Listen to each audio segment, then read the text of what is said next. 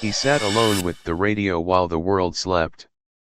The little room smelled of cold coffee and paper. Outside, the city lights blurred into a thin line and the hum of distant traffic sounded like a tired beast. Raj turned the dial because he liked to keep his hands working. His job was small and steady: watch the bands, log the noise, send the files to the lab. People called him a keeper of quiet things, the kind who listened when others turned away. He had a soft way of noticing the small changes in sound. Tonight he felt the air different, as if someone had shifted a chair in another room. He heard it first as a ripple under static, a tiny rhythm that kept repeating. He froze. The rhythm was like a pattern someone tapped on a table, simple and slow, and it did not belong to any known satellite or storm. Raj frowned, leaned closer, and recorded the pulse. His hands did not shake. He played it back and the room filled with that shy tapping sound. It felt like a knock at a door he did not know existed. The next morning the lab called him in. Fluorescent lights made the instruments glow like stars on the ceiling.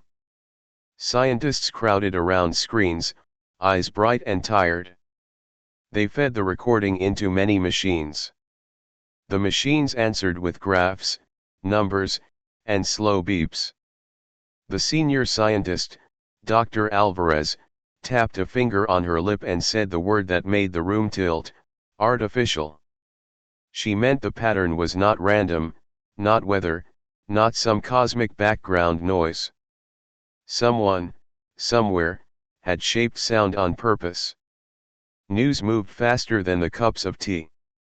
By noon a short clip had leaked. The world leaned forward. People who watched television saw the pattern and felt, for reasons they could not name, a slow pull in their chests. Some laughed and said hoax. Others whispered prayer. Comments poured across the internet like rain. Reporters called the signal a voice. The voice had no words, only pattern, but people still listened for meaning. Raj watched the feeds in silence. He kept thinking of the first recording and the way it had fit the room, like a small thing that belonged there. Linguists and engineers gathered. They built models and compared rhythms. A young mathematician found repeats inside repeats, like a necklace of small beads inside a larger string. A librarian found a match to an old code used in sonar.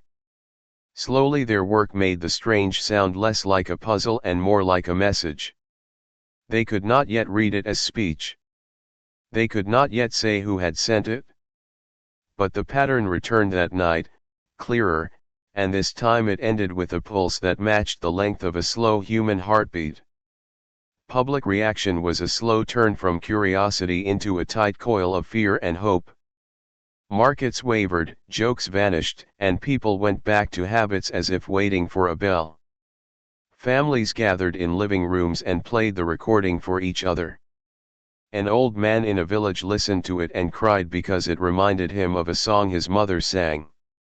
A child hummed the rhythm to herself and fell asleep. The small human echoes made the signal impossible to keep as a mere scientific curiosity. It had become personal. Politicians claimed control and then admitted they knew little. Some nations called for restraint and asked scientists to speak. Others demanded answers now. The scientists asked for calm and more data. The world argued and watched. Raj returned to the room and sat with the radio like a man holding a fragile egg. He thought about how loneliness can feel like waiting for someone to knock. He thought about doors that open only if someone is brave enough to listen. That week, the signal changed. It grew richer, more complex. It sang a slow series of tones that fit together like building blocks. When the team analyzed those tones, they saw shapes in the pattern, simple counts, a primer of numbers and then sketches made of sound. The shapes suggested stars and lines between them. For the first time the decode pointed not inward but outward, beyond the comfortable map the humans used. It was an address and a lesson at once. People on the street began to name the sender with human voices. They imagined a hand, a neighbor, a watchful being who had spent a long time learning how to say hello. Children drew figures with many eyes. Theories multiplied in classrooms and coffee shops. The air smelled of cigarettes and bread. Raj kept listening and feeling that private tug in his chest. He did not like fame, but the idea that he had played a small part in the first exchange between Earth and whatever watched it made him sit straighter. Then the pattern stopped. Not a fade or a slow fade, but a precise cut. The machines held their breath and the lab hummed with power left unused. People waited and waited until the silence grew heavy and full of questions. The scientists replayed the last beat and saw that it matched a human heartbeat. At night in his small room, Raj played the last pulse again and again. It sounded like someone closing a book and leaving a mark on the page. Outside, the city lights blurred into a thin line. The world felt a little smaller and a little larger at the same time. Raj switched off the radio with a hand that did not tremble. He walked to the window and watched the dark street. He felt the odd hope that the quiet had not ended but paused. Someone had knocked. The world had answered by listening. The next knock would change everything. A small girl in a coastal town hummed a tune while she mended a torn kite. The tune was simple and soft. It reminded her of waves. Her grandmother stopped and listened. Her eyes went wet. The notes matched something the old woman had heard long ago. She took out a faded photograph. It showed sailors and a lighthouse. A man in the photograph had a whistle. He used to call to the sea with a short song. The girl kept humming without knowing why. In another city a baker paused by the oven and caught the rhythm in his bones. He tapped a slice of bread with a knife and found the same beat. A school teacher playing a recording for children noticed a child point at the screen and smile as if a friend had waved. Small, human sparks lit up ordinary rooms. The signal was leaving fingerprints on memory. Scientists called them matches. They put the tune side by side with the pulse Raj had recorded. It was not exactly the same, but it followed the same strange rules, short groups that repeated, then repeated again inside themselves. A linguist named Meena said it looked like counting. Numbers are a safe place to begin, she told the team. Numbers cut through tongues and myths. They began to map the repeats like steps on a ladder. The team worked in a room where night came last. They wrote symbols and drew lines. They fed the sounds into computers that peeled the pattern like an onion. The outside world argued and made noise, but inside the lab a slow quiet grew. A young mathematician found the first key. The pattern used prime numbers in a steady order. Another scientist realized the gaps between tones could be read as simple shapes if you imagined each gap as a line connecting points. When they sketched those lines, the shapes looked like small maps. At first the maps seemed abstract, almost childlike. Then an astronomer took one map and compared it to the sky. Her hand trembled when she laid the map over a chart of bright stars. One pattern matched a group of stars far beyond the usual catalogs.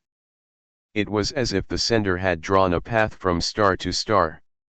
The lab sent the map to observatories and to amateur stargazers who watched in backyards with cups of tea.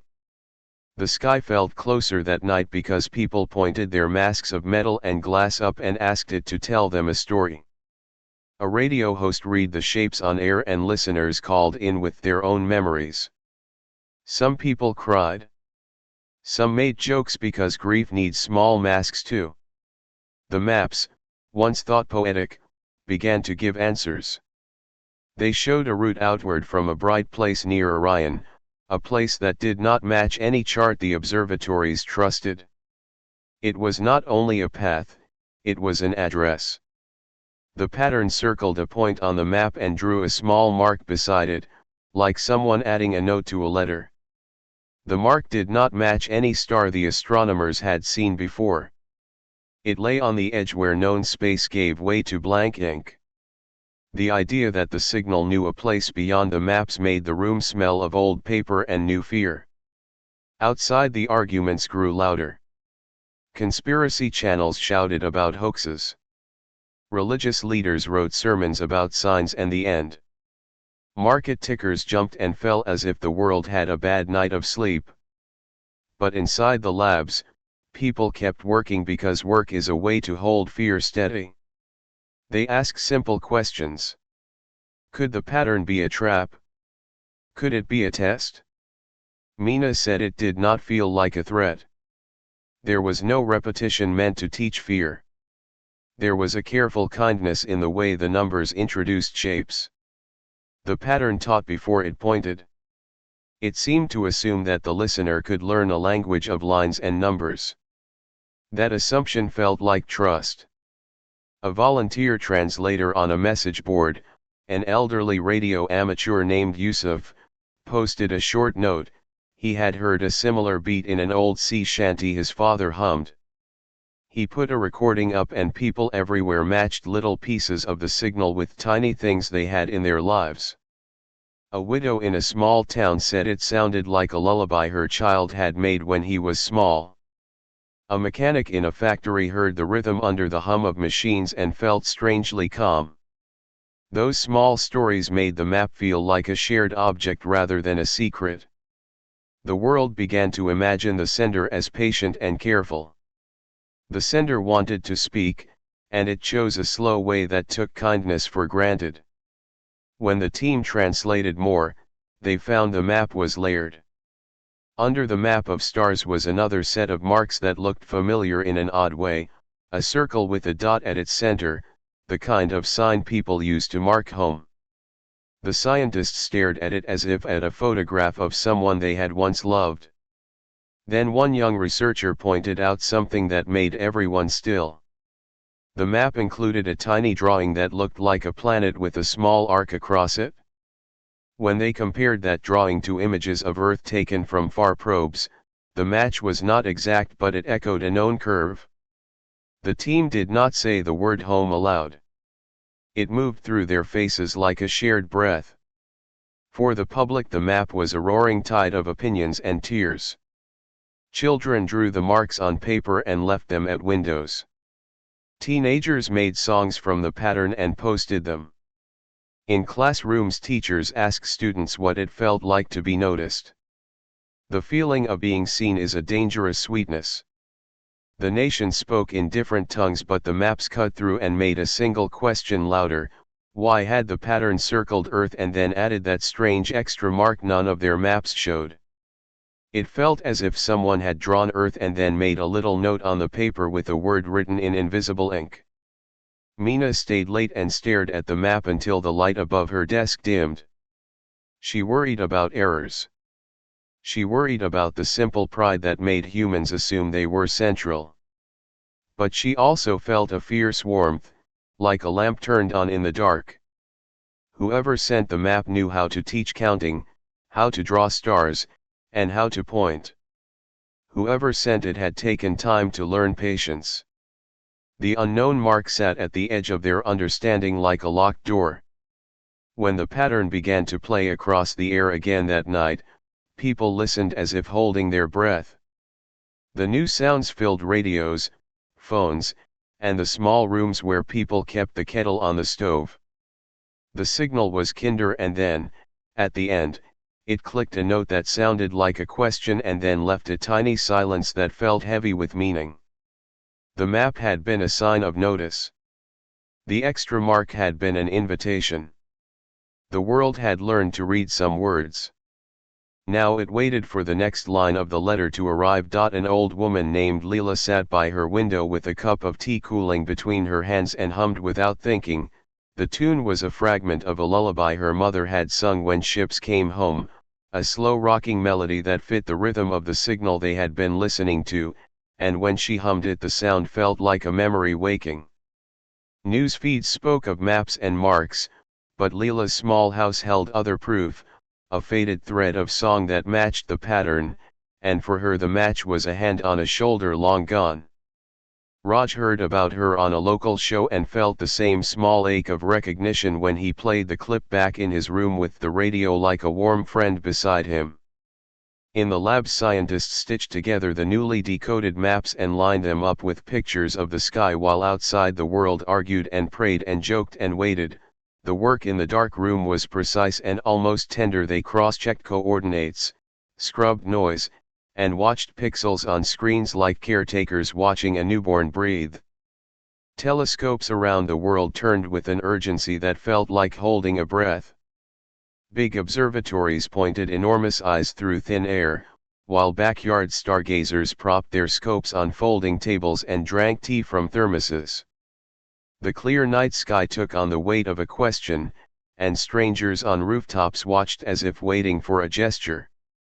A team led by Dr. Alvarez set a cluster of instruments to monitor the bright patch the maps indicated, a faint star near Orion that the catalogs treated like a blank page. Signals came in as numbers and light curves, then a flash, small and precise, cut through the long slow hum like a punctuation mark. At first the flash looked like a mistake, a cosmic hiccup, but the pattern repeated. Each flash had the same timing, the same shape in data. Amateur pages lit up with excited messages. Did you see it? Did your scope catch it? Young students in small towns watched live feeds and shouted because a school project had become a clip of real history. The international team widened the net. They filtered the light, subtracted expected noise, and compared the shape to natural phenomena. It did not match a nova, not a flare, nothing the books taught. The flash came on with a geometry that spoke of design, a brief brightening that traced a curve, then a pause, then another small brightening, as if a hand were drawing quickly and then erasing. When the data was turned into an image, paused and magnified, the curve had a strange symmetry like an orbit cut by a pupil. For a moment the stitched frames made something uncanny, an eye, not monstrous but watchful, a simple form that fit the human mind like a glove fits a hand. The lab fell silent and then laughed with fear and wonder because the shape was too clear to be coincidence.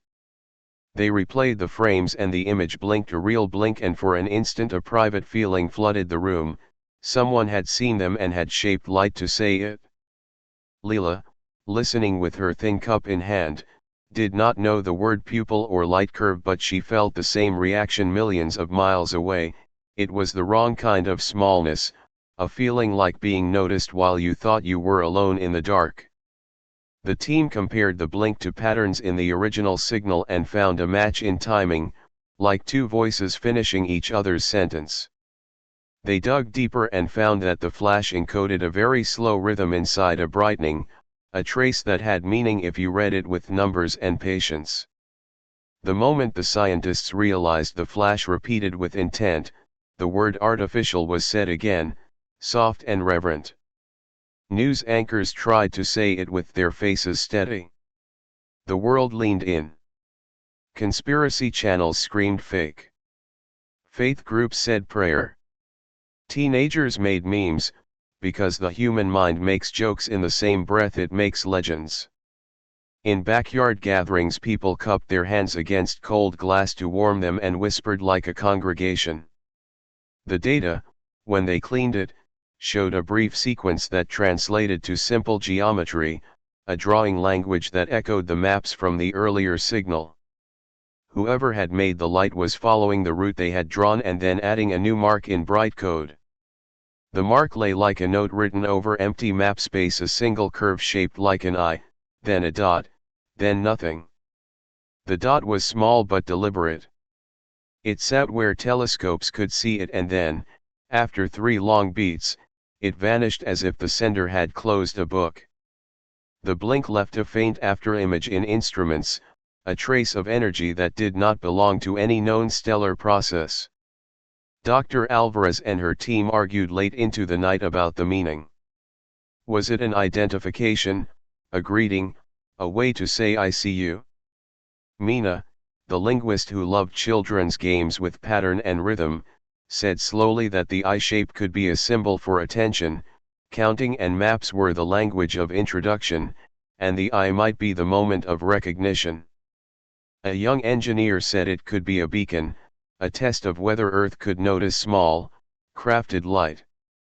An old astronomer who had watched comets for 50 years sat very still and said nothing. Because some truths arrive as quiet that needs to be heard without comment. Outside the labs the city lights hummed and people slept and some did not sleep at all. Raj turned the radio over in his hands and thought of Leela humming, of the lullaby that was now part of something larger. He thought of the eye as a simple thing, not a threat, not a god, but a presence with patience to learn how to call and how to blink back. Then the data showed the thing he had not wanted to see, the blink was not constant. It came in pulses with an interval that matched a kind of counting they had already learned. It was as if the sender were testing whether Earth could track a moving point and then pause. The telescope strained and a technical alarm in one observatory flashed red, but the numbers held. The blink returned, formed again, this time slightly off-center, and then vanished with a final tiny flicker that twisted the readings in a way the analysts could not yet explain. The last frame showed more than light, there was a faint modulation like a drawn line across the pupil, an extra mark that did not fit the simple eye. The team saved the file and made copies and sent it to every available scientist, and then the feeds filled with speculation. In a small kitchen Leela's hands trembled and she set down her cup because the world had become the size of a small bright thing in the sky and the sky had leaned toward them. The laboratories had seen a pattern that meant intelligence had directed light and then removed it, and that removal felt like a question left open. Raj walked out into the night and looked up where the map said he should look. Rooftops were filled with strangers pointing at nothing visible to untrained eyes but alive on screens. The star where the blink came from sat ordinary and patient. The world had seen its first engineered flash from a quiet star and then watched it disappear. The eyes of observatories and kitchens and small radios across the world met the same blank space and waited. Whoever watched them had shown an eye and then closed it. The next move was theirs, and for the first time in many lives people felt like children again, waiting to see if the hand that had learned their numbers would reach back. Cities went quiet as if someone had pressed a hand over the world's mouth. Traffic slowed. Shops paused mid-step. People stopped talking and listened. Even those who hated each other turned screens off and walked outside. The usual sounds, horns, radios, distant music, felt wrong in the face of something new. In small kitchens, in high-rise offices, in villages, and on farms, people held their breath because a voice was coming back on the same frequency the map had used. Scientists called it a reply before the translators could even finish their coffee. The lab where Mina and Dr. Alvarez worked filled with a hush that felt like awe. The translation team had grown into a messy family, linguists, engineers, musicians, and volunteers from different countries. They had argued over patterns and rhythms, over whether a pause meant a comma or a wound. Now the room watched as a new recording landed on their screens. It was different. The sound started with the counting they had learned, like a teacher tapping a slate. Then the tones bent into shapes the team had practiced reading. Mina leaned forward until her forehead almost touched the glass of her monitor. The signal folded into something that could be matched to human speech. When the first clear syllables came through, they were simple and direct. A young engineer whispered the translation and it rolled around the room like a thrown pebble, "We saw you." The sentence was small and huge at once. It fit into mouths in many languages with the same blunt power. News anchors repeated it with watery eyes. Children asked their parents what it meant as if the words were a secret only grown ups could keep. Some people heard it and fell to their knees. Others clenched their fists. The phrase became an ache and a promise. But the signal did not stop. After those 3 words came another line that the machines could not parse at once. The sound was made of tones that matched many human phonemes but joined in a shape none of the experts knew. Mina ran the piece through models that had handled dozens of human languages. The models offered fragments, like guesses from a dream. Some sounds matched old dialects nobody spoke anymore. Others looked like synthetic speech stitched from different tongues. Then, finally, one of the younger team members, a volunteer who had grown up near oceans, caught a rhythm in the line that sounded like a child's counting game. He said it aloud and the room held its breath while the waveform shimmered on the screen. They translated the 3 human words again and again until the meaning was clear in 6 languages. Each person who heard it felt a different weight. In Tokyo people burst into tears. In Lagos someone laughed and then cried. In a cathedral a pastor said it meant mercy. In a prison an inmate said it read like forgiveness. The same phrase landed on so many faces and found a different language to sit in. The translators worked fast, but they could not translate the last word. It repeated 3 times at the end of the message, each time with the same strange tone, and each time the instruments behaved badly. Satellites pinged odd telemetry. A weather buoy in the Atlantic sent a sensor spike that made technicians in a marine lab run from their desks. Street lights in one city winked in unison and then came back. Cameras hiccuped. The small machines that kept the world polite and predictable trembled like leaves in a new wind. News feeds filled with images of blinking signs and crashed live streams. People joked at first, because jokes are easier than panic. Then they stopped laughing when a bank server logged a strange reset at the exact moment the unknown word sounded. Engineers checked lines and code and power, and each time they could not find a normal cause. The unknown word had a property that made it more than sound. When it arrived, tiny bits of the world's machines seemed to notice it in the same way that people noticed the signal. They paused and then behaved oddly. Mina stood at the row of monitors and felt a new kind of fear. This was not the measured, curious thing they had studied. It was a ripple through the systems that touched both radios and refrigerators. Dr. Alvarez called for a calm explanation, but she, too, looked pale. Across the world, governments demanded answers. Some wanted to shut down the frequencies. Others wanted to send something back immediately. The team argued for a slow reply, for study, for more care. "We do not understand the last word," Mina said. "We need to know what it means before we answer." But the public pulse had turned. A group of activists planned a mass broadcast to show courage. A faction of leaders wanted to speak for humanity. The lab became a stage of decisions it had not wanted. Meanwhile, people in ordinary rooms felt the change in a small way. A mother stopped knitting and hugged her child twice. A pair of strangers in a bus shelter looked at each other and did not get off at their stops. Leela, who had hummed a lullaby in part 3, sat very still because the phrase the signal used reminded her of a story her grandmother told about stars that watch. She felt the unknown word as a cold hand at the edge of a window. Others felt it as a bell that only rang for certain machines. Mina and her colleagues ran more tests. They separated the sound into frequencies and found the last word carried a tiny, structured modulation hidden under the audible tones. It was like a fingerprint. The pattern matched nothing on Earth but had an internal order that suggested intention. Someone had designed it to do something to devices that listened as carefully as humans did. Mina thought about doors and keys. The unknown word was a key the team did not have a lock for yet. That realization made the room lean quieter. Outside, the world waited and argued and made war with its own fear. Some people wrote poetry. Others bought radios.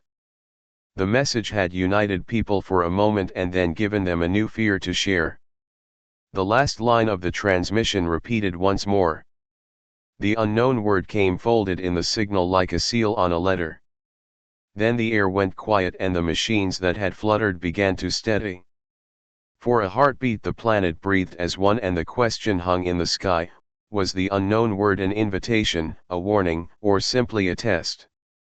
Mina looked at the blinking cursor on her terminal and felt the weight of the choice.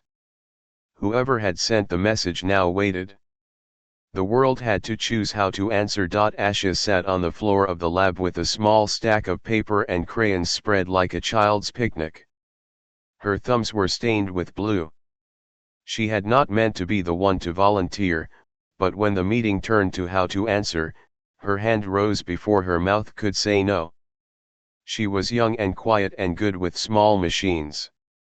She believed in simple things. If they asked for truth, she told Mina, we should give them what we are, not what we fear to be. Mina nodded.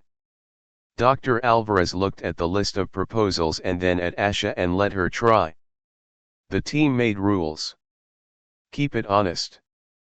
Keep it small. Keep it human. They would not send blueprints or threats. They would not promise what they did not have. They would tell a short, true story of people. Asha drew a child's house with a crooked roof.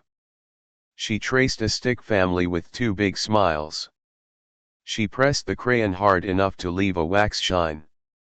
Then she asked a volunteer to record a heartbeat. The sound came from the chest of a newborn the hospital had allowed them to use for the project. It was a tiny thump that fit like a steady drum in the palm. They added a short voice clip, 3 simple sentences in many languages: we live. We hurt. We help. Mina liked the plainness of it. Those words will not lie, she said.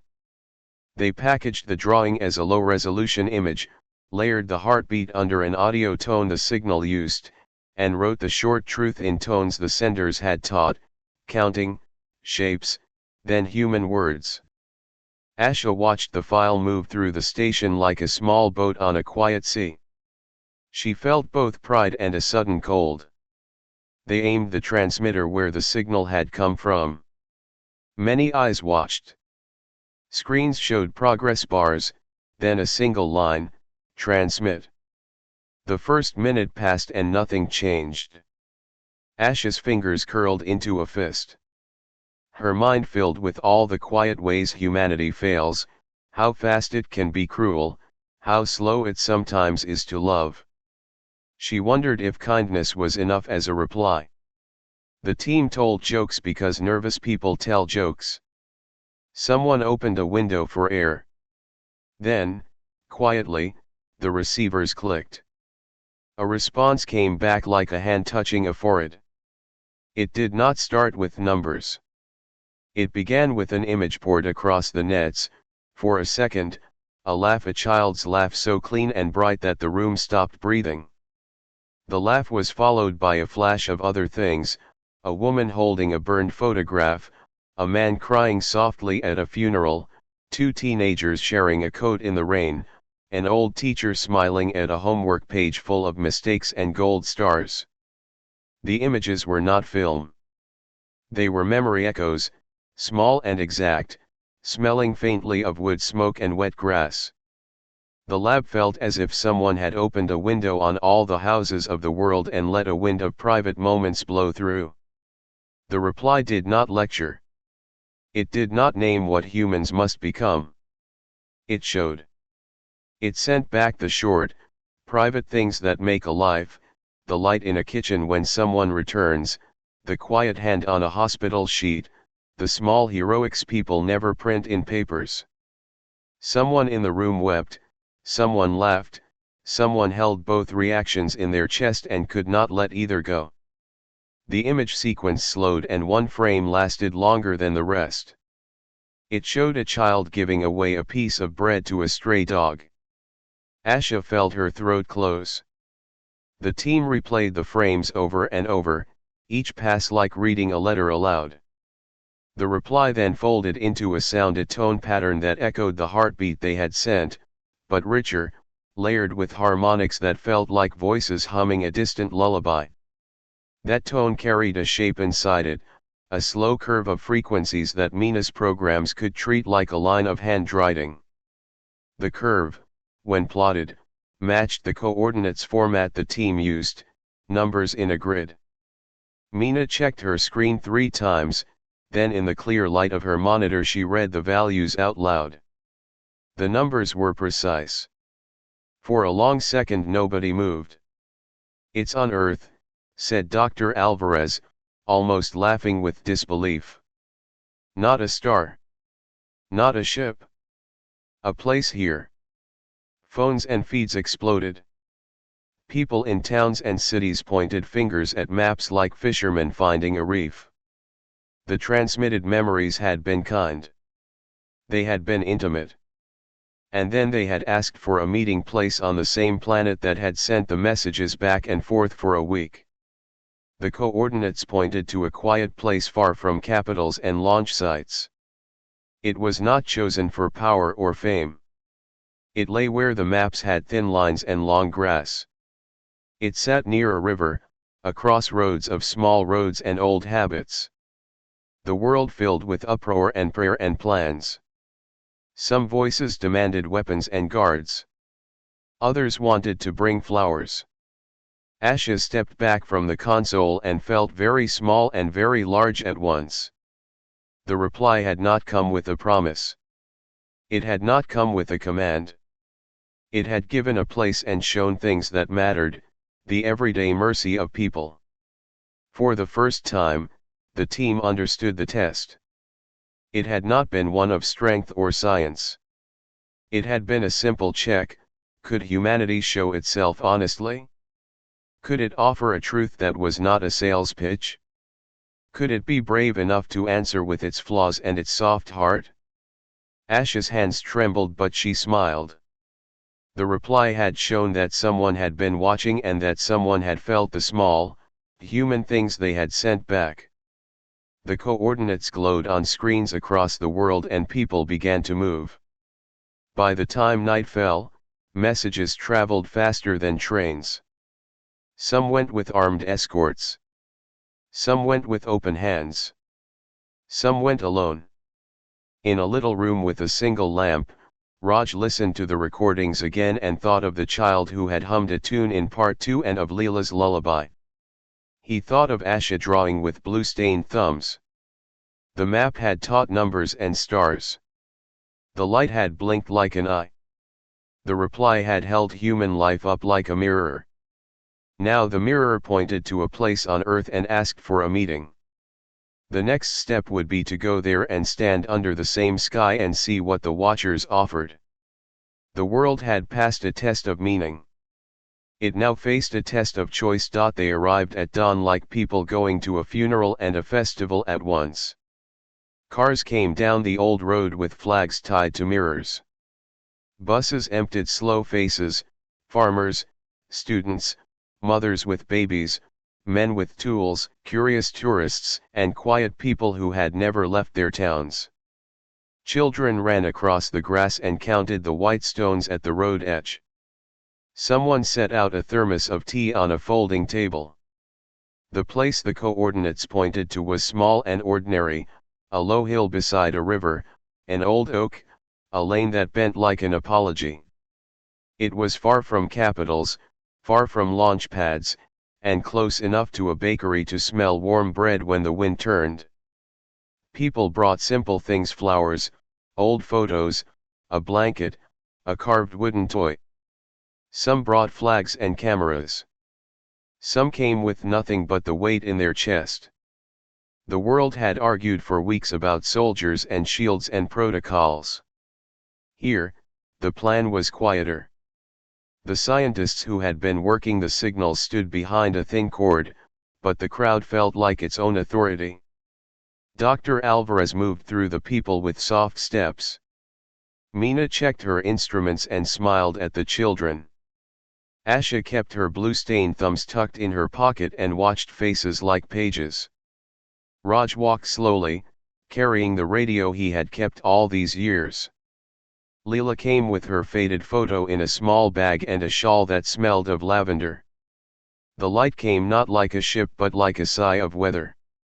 It rose from the river and pooled over the grass in a soft green that did not burn the eyes. It moved like a slow tide and smelled faintly of rain on warm stone. The light did not make noise. It made a feeling. People stopped talking because there was nothing to say that did not sound small. The field of light spread into shapes that looked better than words, lines that matched the maps the team had decoded, circles like home marks, then a warm pattern that fit the rhythm of the heartbeat they had sent. For a long second the world held only the light and the old oak. Then the light folded into a voice. It did not come from speakers. It came into the mind like the memory of a smell, clear and not loud. It was not one voice but a tone that every listener understood in their own tongue. The voice said nothing like orders. It said a simple thing that made people cry and laugh at the same time: we have watched. We learned patience. We did not wake you to take. We woke to offer. The meaning spread like warm bread. A child laughed because the voice had the shape of a story she knew. A man wept because it spoke the name of a small thing he had lost years before. The voice did not say the name of a nation or a god. It said something that fit the space between hearts: we saw how you care for one another. Then the voice spoke of choice. It offered a path into a wider quiet, a network of watchers who tended young worlds, who shared lessons about growing and not destroying. They did not promise power or immortality. They promised company and careful knowledge. They said that joining such a network meant promises: to protect small lives, to learn patience, to share what you had and to ask before you took. The choice was clear and heavy. It felt like being asked to keep a neighbor's child safe for a year while they were away. Some folk cheered and shouted that they would go now. Others whispered about the cost. The team had prepared for many outcomes. They had rehearsed questions and planned signals. Now those plans felt like school exercises compared to the hush of a real offer. A scholar asked whether knowledge could be tested. A mother asked if joining changed children's futures. An old veteran wondered if this meant the end of war. The voice answered with images rather than manuals: careful hands teaching a new garden, watchers mending a broken reef, stories of worlds that had been saved because someone chose slow care over fast profit. The images were not technical diagrams. They were small things made large: a hand smoothing a wound, lights arranged to keep a migrating flock from colliding with metal, maps redrawn to remember a river's turn. People listened and felt the truth of small acts. Then the voice laid out a step. A group could join. It would send one signature action to the network: a small truth, honest and bare. The network would watch for a season and then decide. There would be no sudden war. There would be no instant gift that could be used like a weapon. The offer was made in the language the senders had taught: numbers, simple images, and an honest truth.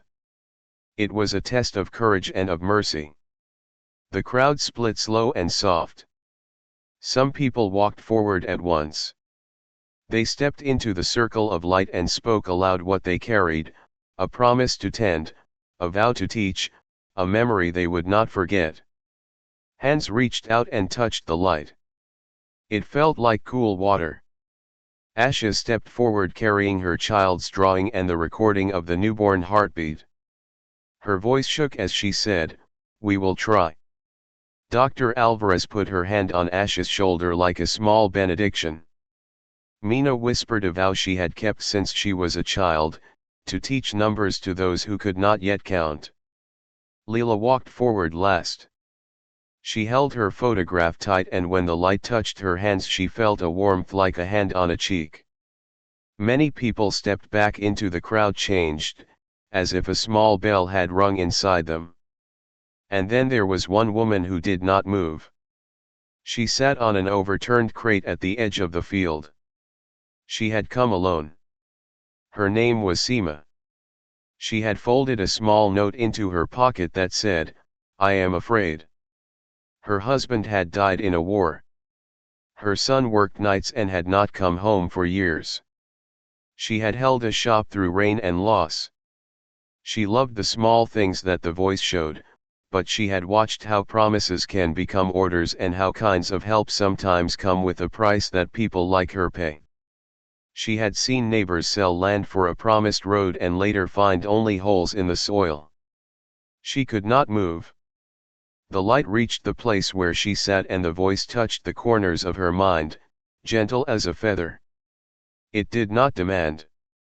It asked, not with force but with a softness that felt like the voice of the river itself, "Will you trust us to learn with you?" Seema folded her hands and looked at her call-used palms.